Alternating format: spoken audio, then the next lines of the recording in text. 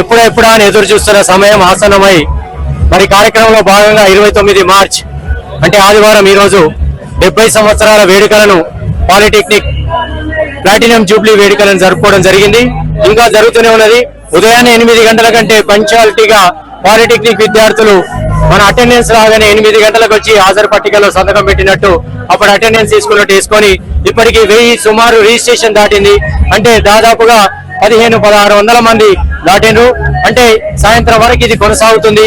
దీనిలో భాగంగా మెయిన్ ఏంటంటే ఇప్పటికీ గౌరవ కలెక్టర్ గారు మరి సిఎండి ఎలక్ట్రిసిటీ బోర్డు నుంచి వారు ముఖ్య అతిథులుగా మరి ఎంతో పెద్ద స్థాయిలో ఉండి వాళ్ళందరూ కూడా పూర్వ విద్యార్థులు ఇక్కడికి రావడం, ఎండను సైతం అనుకోకుండా నాకు ఎండ కాదు, నేను నా కాలేజీలో చదువుకున్నా నా పిల్లలతోటి, నా స్టూడెంట్స్ తోటి, నా విద్యార్థులతోటి, నా చిన్నోళ్ళతోటి ఆడుతూ పాడుతూ తిరగాలనే ఉద్దేశంతో మనకు వరంగల్ చేరుకున్నారు. మరి భద్రకాళమ్మ వారిని కూడా పొద్దుగాలనే వీళ్ళందరికీ చెప్పినా మీరందరూ ఇంటికి రావడం కాదు, ముందు భోజనాలు చేసే ముందు భద్రకాళమ్మ వారిని కూడా దర్శించుకోంటే సగానికి సగం ఇప్పుడు భద్రకాళమ్మ వారిని కూడా దర్శించుకున్నారు.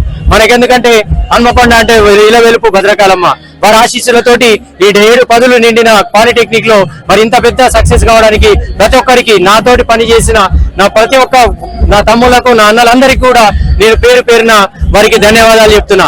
ఎండనకుండా వాననకుండా ప్రతిరోజు రాత్రిపూట కూడా మరి కష్టపడి ఈ దినం నాడు ఈ రోజు ఏం చేద్దామనే దాన్ని చిన్నగా రోడ్డు మీద పోతే రాయి తగులుతుందా అనే పరిస్థితులలో ఉండి ఎండ తగులుతుందంటే వర్షాలు మనం ఎండ తగులుతుందంటే ఎట్లా ఇవన్నీ చూసుకునే విధానంలో పాలిటెక్నిక్ లో చదువుకునే విద్యార్థులు కూడా పాలిటెక్నిక్ లో ఇక్కడ ఇంజనీరింగ్ లో చేసే విధంగా చేసినందుకు వారికి ప్రత్యేక ధన్యవాదాలు.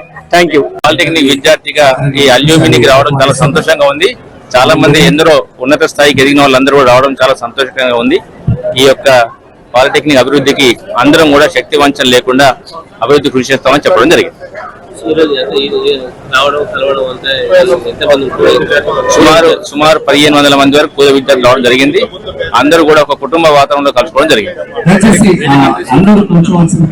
భారతదేశం నుంచి నలుమూల అందరూ వచ్చారు.